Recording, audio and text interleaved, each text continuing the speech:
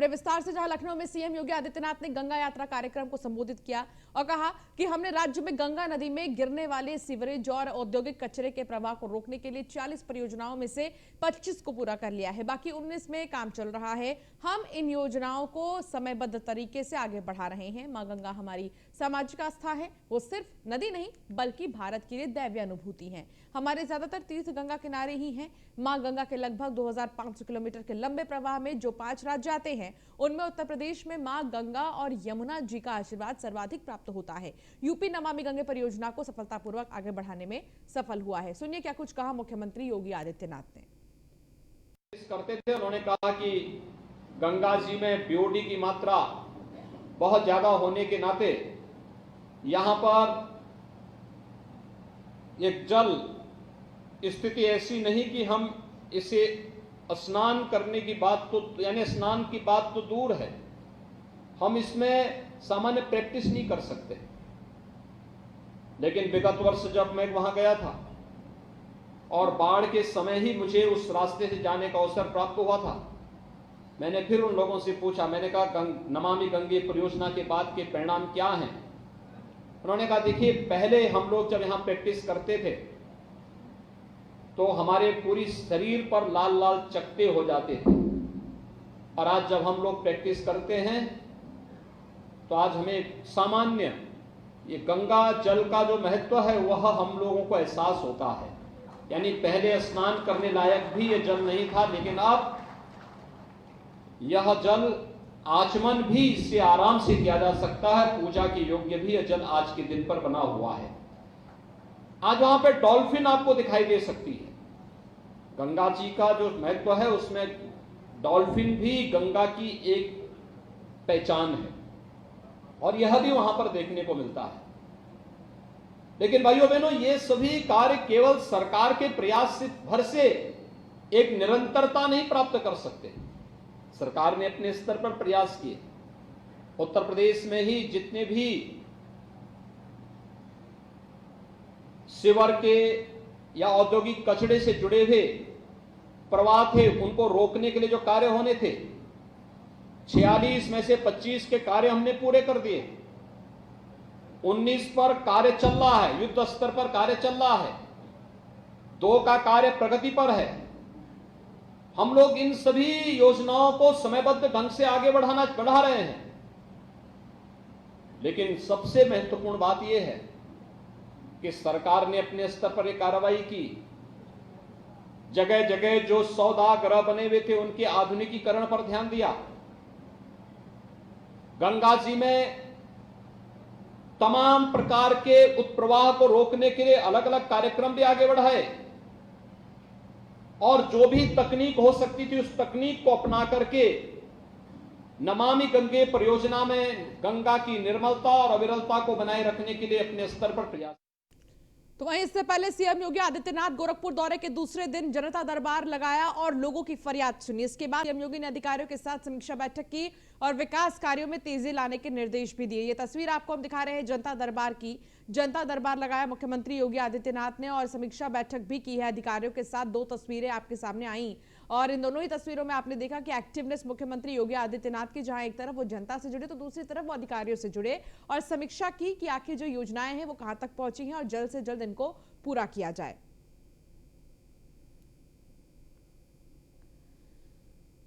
कानपुर महानगर में विश्व हिंदू परिषद की तरफ से राम उत्सव के कार्यक्रम का आयोजन किया जा रहा है। यह महोत्सव दुनिया का सबसे बड़ा राम महोत्सव है, जहां छोटे से बड़े तक भगवान राम के स्वरूप में भगवान राम भक्त सजे हुए हैं। राम उत्सव कार्यक्रम में सबसे ज्यादा आकर्षण का केंद्र पुष्पक विमान है। 100 मीटर लंबा, 300 मीटर चौड़ा और 24 फीट ऊंचा पुष्पक विमान दुनिया का सबसे बड़ा पुष्पक विमान कहा जा रहा है।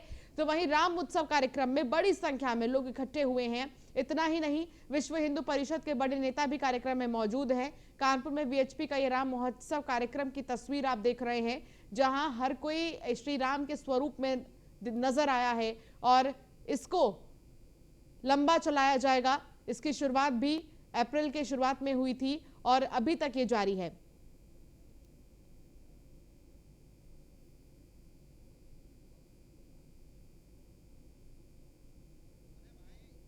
तो विश्व हिंदू परिषद का राम महोत्सव राम महोत्सव में छोटे बड़े राम भक्त हर कोई पहुंचा और इस राम महोत्सव का हिस्सा बनने के लिए दूर दूर से भी लोग आए थे। विश्व हिंदू परिषद की तरफ से राम महोत्सव का आयोजन किया जा रहा है। भगवान राम स्वरूप का आगमन हुआ शुरू। तो रामनवमी के बाद से ही लगातार देखा जा रहा है हर तरफ श्री राम के नारे और राम महोत्सव में राम के हर स्वरूप से परिचित किया जा रहा है। तो राम के एक एक स्वरूप का बालपन से लेकर जब वो बड़े हुए उस वक्त के जो स्वरूप हैं उसको दर्शाया जा रहा है और अलग अलग जगहों पर जो राम महोत्सव है इस कार्यक्रम का आयोजन किया जाएगा। लेकिन ये कानपुर की तस्वीर है। कानपुर में राम महोत्सव कार्यक्रम का आयोजन किया गया।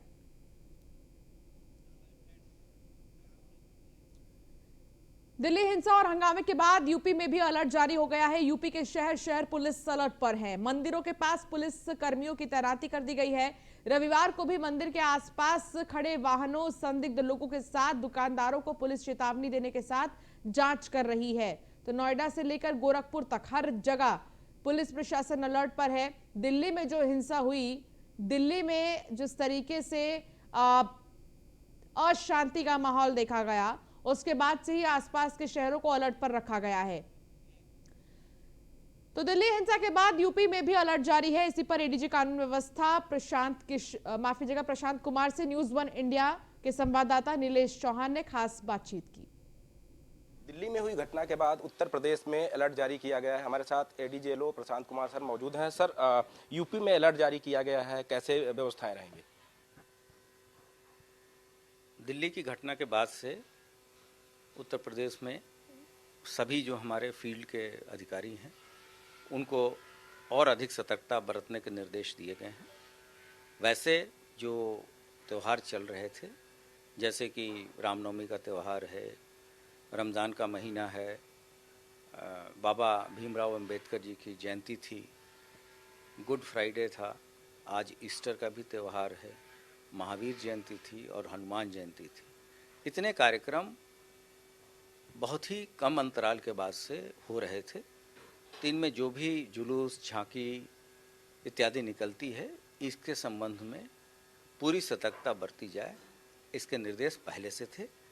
कल की घटना के बाद से पुनः लोगों को बताया गया है कि महत्वपूर्ण जगहों पर पिकेटिंग करें। जहां भी कार्यक्रम आयोजित हो रहे हैं उनके सभी आयोजकों के साथ बैठक करें और ये सुनिश्चित कराया जाए कि किसी तरह की कोई आपसी कटुता न बढ़ने पाए। फिल्म बाहुल्य इलाकों की अगर बात की जाए तो वहाँ पर किस तरीके की व्यवस्थाएं रहेंगी? नहीं, इसमें बाहुल्य और न बाहुल्य होने की बात नहीं है। ये बात है कि परंपरागत तरीके से त्यौहार मनाए जाएं और सब लोग मिलजुल के हर्षोल्लास के साथ त्यौहार मनाएं, ये निर्देश दिए गए हैं। कोई नई परंपरा न कायम हो, ये भी सुनिश्चित कराया जाएगा। और इस दौरान उपद्रवी तत्वों पर काफ़ी सतर्क दृष्टि है। कोई भी व्यक्ति जो माहौल ख़राब करना चाहेगा उसके विरुद्ध कठोर कार्रवाई की जाएगी। सर, देखा जाता है जब इस तरीके का माहौल होता है तो सोशल मीडिया पर तमाम पोस्ट होती हैं, तो उसके लिए क्या कोई निगरानी टीम बनाई? सोशल मीडिया पे हमारी निगरानी लगातार चल रही है और हमारी जो सोशल मीडिया की मुख्यालय की टीम है और जो जिलों की टीम है वो 24 घंटे और 365 दिन कार्य करती है। और इस तरह के जो पोस्ट इत्यादि लोग रूमर्स वगैरह फैलाना चाहते हैं उस पर हम लोग तुरंत कंट्रोल करते हैं। उसको अपने सरकारी हैंडल से उसका ये भी करते हैं कि उसकी सत्यता के बारे में लोगों को अवगत कराते हैं कि इसमें कोई सत्यता नहीं है। साथ ही साथ जो व्यक्ति इस तरह की कार्रवाई कर रहा है उसके विरुद्ध भी कार्रवाई की जाती है। सर, एक आखिरी सवाल, दिल्ली से सटे हुए जो इलाके हैं वहाँ पर क्या व्यवस्थाएं हैं? जैसा मैंने बताया, वहाँ सभी वरिष्ठ अधिकारी इन चीज़ों को स्वयं देख रहे हैं। लोग लगातार भ्रमणशील हैं। आप अपने चैनल के माध्यम से उसको चेक करा सकते हैं। सभी सीनियर ऑफिसर और हमारे सबऑर्डिनेट ऑफिसर लगातार क्षेत्रों का भ्रमण कर रहे हैं और सभी लोगों से, सभी जितने भी आयोजक इत्यादि हैं उनसे वार्ता हमारी चल रही है। तो हमारे साथ बातचीत कर रहे थे एडीजीएलओ प्रशांत कुमार सर, जिनका साफ तौर पे कहना है कि उत्तर प्रदेश में जो आला अधिकारी हैं वो लगातार सड़कों पर मौजूद हैं और निरीक्षण कर रहे हैं। उत्तर प्रदेश में अलर्ट जारी किया गया है, ये पहले से अलर्ट है और कोई नई परंपरा ना शुरू हो उसके लिए भी पुलिस लगातार निगरानी बनाए हुए है। वीडियो जर्नलिस्ट साहब के साथ नीलेश चौहान, न्यूज़ 1 इंडिया, लखनऊ। तो वहीं दिल्ली हिंसा को लेकर यूपी के अल्पसंख्यक कल्याण मंत्री दानिश आजाद ने न्यूज 1 इंडिया से खास बातचीत में क्या कुछ कहा, आइए आपको सुनाते हैं। सरकार में अल्पसंख्यक कल्याण राज्य मंत्री दानिश आजाद जी हमारे साथ बातचीत करने के लिए मौजूद हैं। दानिश जी, जिस तरीके से दिल्ली में हिंसा हुई उसके बाद उत्तर प्रदेश में अलर्ट जारी किया गया है, कैसे देखते हैं जो दिल्ली में जिस तरीके से कल माहौल बना? देखिए, दुखद घटना है और ऐसी घटना हमारे समाज में नहीं होनी चाहिए। और हमारे उत्तर प्रदेश में माननीय मुख्यमंत्री जी ने तमाम जिलों में तमाम अधिकारियों को निर्देशित किया है कि वो ग्राउंड लेवल पे मॉनिटरिंग करके और ये सुनिश्चित करें कि ऐसी कोई घटना हमारे प्रदेश में ना हो। और हम पूरी तरीके से लॉ एंड ऑर्डर मेंटेन करने के लिए प्रतिबद्ध हैं। हमारा प्रशासन पूरा चाक चौबंद है और हमारा जितना सरकारी अमला है वो तमाम निगरानी बनाए हुए है कि हमारी जो उत्तर प्रदेश की जनता है वो सुकून से रह पाए। दूसरा सवाल ये है कि जिस तरीके से आजम खां के जो समर्थक हैं उनकी नाराज़गी समाजवादी पार्टी से दिखाई दे रही है, तो उत्तर प्रदेश का जो मुस्लिम समाज है वो किसके साथ रहेगा? अगर आप 2022 का रिजल्ट देखेंगे तो आपको अपने आप इस सवाल का जवाब मिल जाएगा कि उत्तर प्रदेश का चाहे नौजवान हो, चाहे मुसलमान हो, चाहे किसी भी जाति धर्म बिरादरी का कोई भी व्यक्ति हो, हर व्यक्ति आज भारतीय जनता पार्टी से जुड़ा है, हमारी सरकार से जुड़ा है। क्योंकि ग्राउंड लेवल पे हमारी सरकार ने, हमारी पार्टी ने आम जनमानस के हित के लिए काम किया है। हम तमाम वो लाभकारी योजनाओं को ग्राउंड लेवल तक बिना किसी भेदभाव के और बिना भ्रष्टाचार के पहुंचा रहे हैं, जिससे कि आम जनमानस को सीधा लाभ हो रहा है। और इसी का नतीजा है कि जो वोट रूपी आशीर्वाद है वो हमें मिला है और लगातार जनता का विश्वास हमारे पार्टी के प्रति, हमारे सरकार के प्रति बढ़ रहा है। रमजान का महीना चल रहा है, क्या अपील करेंगे? जिस तरीके से दिल्ली में घटना हुई और यूपी में अलर्ट है, तमाम पुलिसकर्मी सड़कों पर है, क्या समाज से अपील करते हैं? हमारा समाज आज खुद आगे आकर और एकता की मिसाल पेश कर रहा है और ऐसे ही हम मिलजुल के अपने उत्तर प्रदेश को, अपने देश को आगे बढ़ाएं और हम सब मिलजुल के सभी जो हमारे त्यौहार हैं उनका हम आनंद उठाएं, खुशियों के साथ, प्रेम के साथ, शांति के साथ हम तमाम त्यौहार मनाएं और रहें। यही तमाम लोगों से अपील है। तो हमारे साथ बातचीत कर रहे थे उत्तर प्रदेश सरकार में अल्पसंख्यक कल्याण राज्य मंत्री दानिश आजाद जी, जिनका साफ तौर पे कहना है कि उत्तर प्रदेश में कानून व्यवस्था पूरी तरीके से चाक चौबंद है और तमाम जो अधिकारी हैं वो सड़कों पर खुद मौजूद हैं। वीडियो जर्नलिस्ट साहब के साथ नीलेश चौहान, न्यूज़ 1 इंडिया, लखनऊ। खबर बाराबंकी से है, जहां एक नाबालिग बच्ची के साथ बर्बरता का वीडियो वायरल हो रहा है, जहां दुकानदार ने बच्ची पर गले से चोरी का आरोप लगाकर बच्ची को रस्सी से बांधकर पिटाई की है। इतना ही नहीं, हद तो तब हो गई जब दुकानदार ने बच्ची को प्रताड़ित करने का वीडियो तक बना लिया। बच्ची के रोने की आवाज सुनकर मौके पर ग्रामीण इकट्ठा हुए और बच्ची को दुकानदार के चंगुल से छुड़ाया गया। वीडियो वायरल की शिकायत पर पुलिस ने 3 लोगों के खिलाफ मामला दर्ज कर लिया है। हाँ, सीधे मिलाओ, ठीक मिलावा जा रहा। खाली आज वाइन बस तो हमका मालूम आ जाए। भले ही अपराधियों में एक तरफ बुलडोजर का खौफ बढ़ता जा रहा है, लेकिन दूसरी तरफ आपराधिक घटनाओं को अंजाम देने वालों के मन से कानून का भय समाप्त होता जा रहा है। ये ही वजह है कि मामूली सी बात पर लोग हत्या जैसी जघन्य अपराध करने से बाज नहीं आ रहे। ताजा मामला बहराइच के पैकपुर इलाके का है, जहां केवल मोटर से पानी चलाने की बात को लेकर विवाद इस कदर बढ़ा कि भतीजे ने आक्रोश में आकर अपने चाचा और चाची को फावड़े से काट डाला, जिसकी वजह से दोनों की मौत हो गई। घटना की सूचना पाने के बाद पुलिस मौके पर पहुंची और आरोपी को गिरफ्तार किया गया, लेकिन डबल मर्डर से पूरे इलाके में सनसनी फैल गई है। पूरा जो सर हम वहाँ से आए तो मौके पे देखा लाश पड़ी है, वो 4 लोग फरसा और भाला लिए और फौड़ा उसको काट के साले वहाँ गए खड़े और गाड़ी का रोल दे रहे थे। कौन कौन थे? सुनील है, एक छोटू और एक रंजीत, इंदर, 4 लोग। बीती रात लगभग 9:30 बजे थाना प्रयागपुर के ग्राम चंदवापुर में चाचा भतीजे के बीच में मारपीट हुई थी, जिसमें कि घटना से पूर्व भतीजा अपनी पत्नी को मारपीट और गाली गलौज कर रहा था।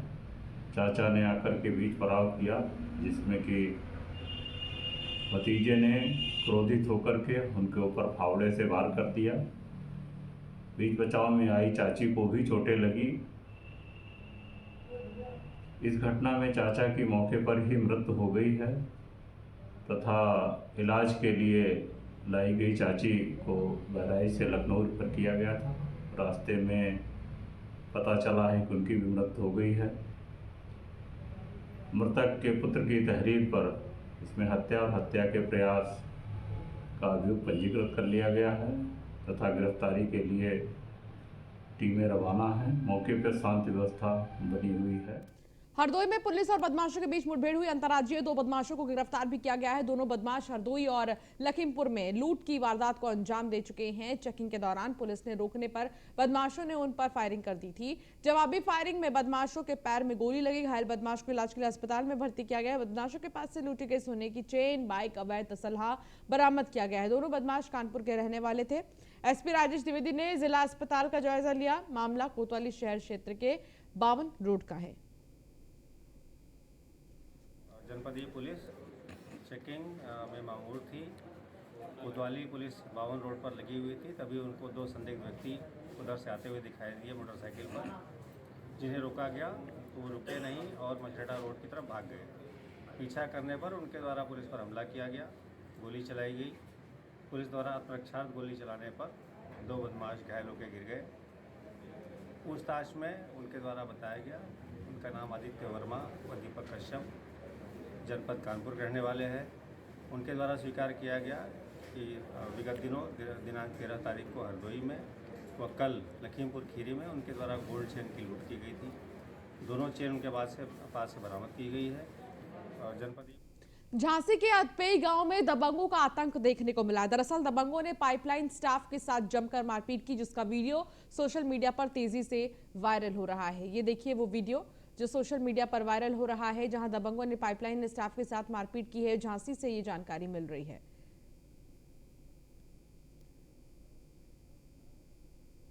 खबर नोएडा से, जहां प्राधिकरण कर्मचारी और महिला के साथ मारपीट का मामला आया है। सपा नेता सतपाल यादव और उनके बेटे पर आरोप लगे हैं। शराब के नशे में प्राधिकरण कर्मी के साथ मारपीट की गई है। प्राधिकरण कर्मचारी का हाथ में फ्रैक्चर हुआ है।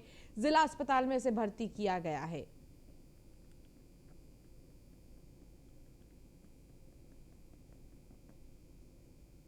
तो शराब के नशे में ये मारपीट हुई है। प्राधिकरण कर्मचारी के हाथ में फ्रैक्चर भी हो गया है। जिला अस्पताल में भर्ती है।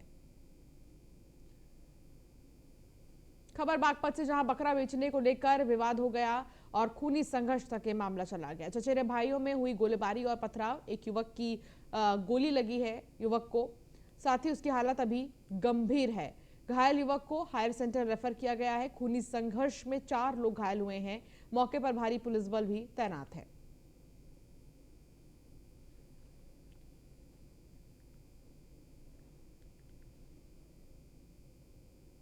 साइस्ता वो मेरा भाई था। अब मेरा भैया है। क्या नाम है उसका भाई का?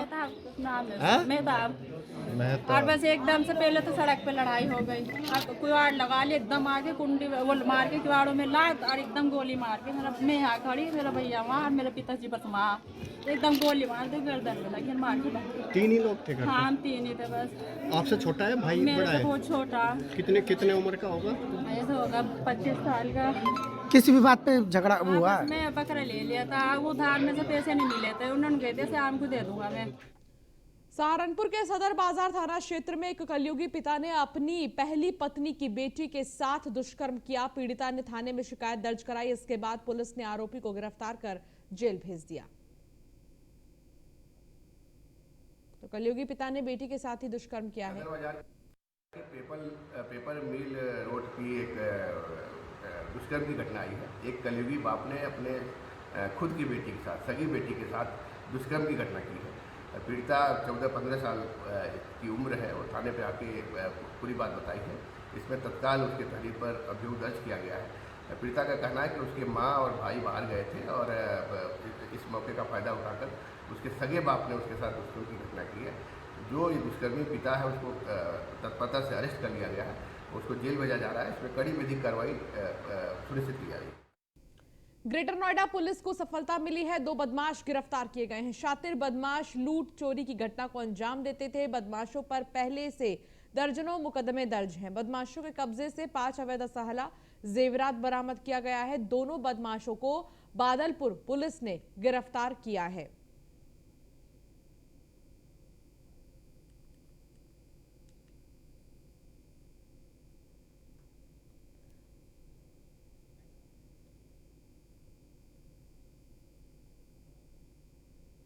और चलिए बुलेटिन में फिलहाल इतना ही। आप बने रहिए न्यूज़ 1 इंडिया के साथ।